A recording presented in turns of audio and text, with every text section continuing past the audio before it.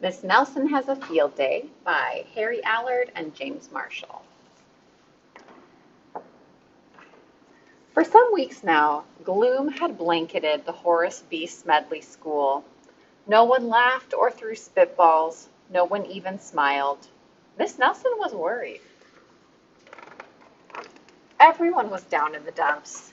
Even the cafeteria ladies had lost their sparkle. Mr. Blansworth was so depressed that he hid under his desk.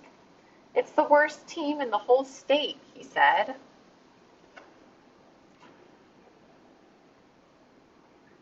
And it was true. The Smedley Tornadoes were just pitiful. They hadn't won a game all year. They hadn't even scored a single point. And lately they seemed only interested in horsing around and giving Coach the business. "Why practice?" they said. "We'll only lose anyway." "We're in for it now," said old Pop Hansen, the janitor. "The big Thanksgiving game is coming up. And the werewolves from Central are real animals. They'll make mincemeat out of our team." "What's to be done?" said Miss Nelson. "We need a real expert," said Pop. That afternoon, while Miss Nelson was grading papers, she heard wild laughter. It was coming from the teacher's lounge.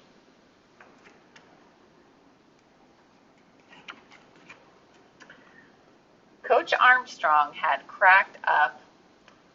"I'll make us a fresh pot of coffee," said Miss Nelson.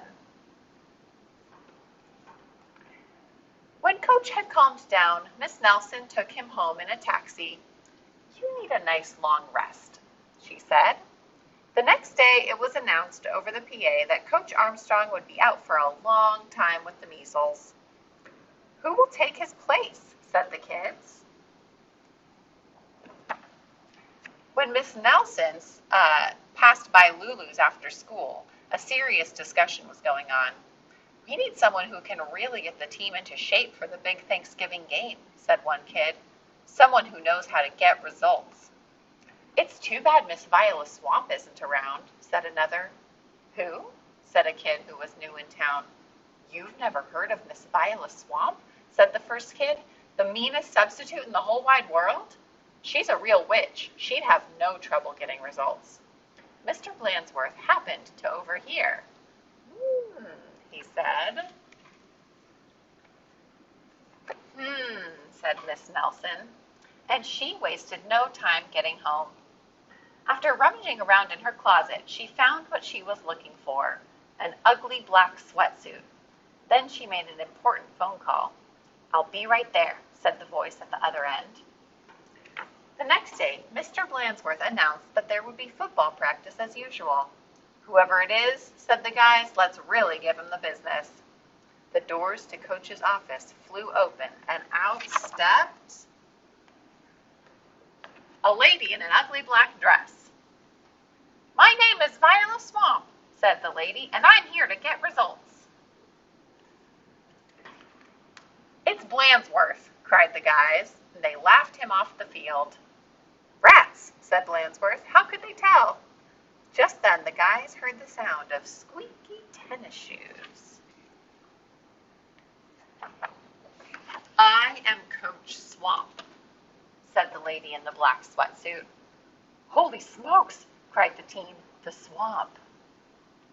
Her sweatshirt says, "Coach, and don't you forget it." The team's fullback tried to pussyfoot away. "Not so fast, Mr. Smarty," said Coach Swamp. "Wow," said one of the guys. "Did you see that tackle?"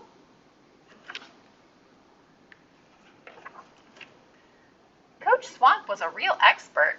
She put the team to work right away. The guys had never done so many leg raises. "More," said Coach Swamp. They had never run so fast. "Faster," said Coach Swamp. "This is murder," said the guys. "Pipe down," said Coach Swamp.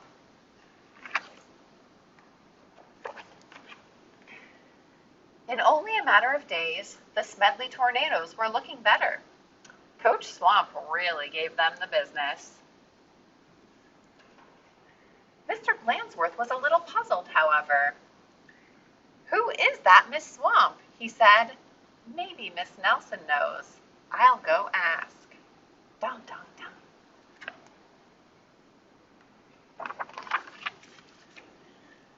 Miss Nelson was busy grading papers, and when Blansworth looked in, I don't want to disturb her, said Mr. Blansworth.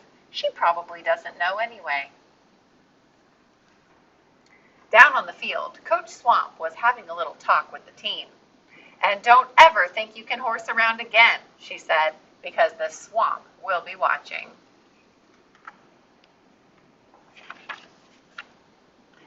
When Coach Armstrong returned after his rest, he was very surprised by what he found. The guys played like a real team. How did this happen? Said Coach Armstrong. Said the guys.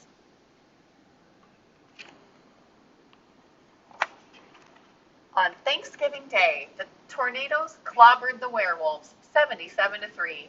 It was a great day for the Horace B. Smedley School.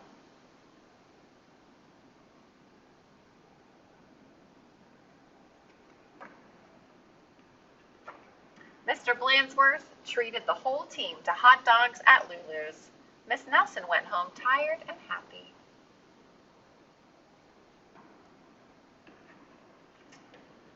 Sometimes you've just got to get tough, she told her sister Barbara. And by the way, thanks for filling in for me. Anytime, said Barbara, anytime. The end.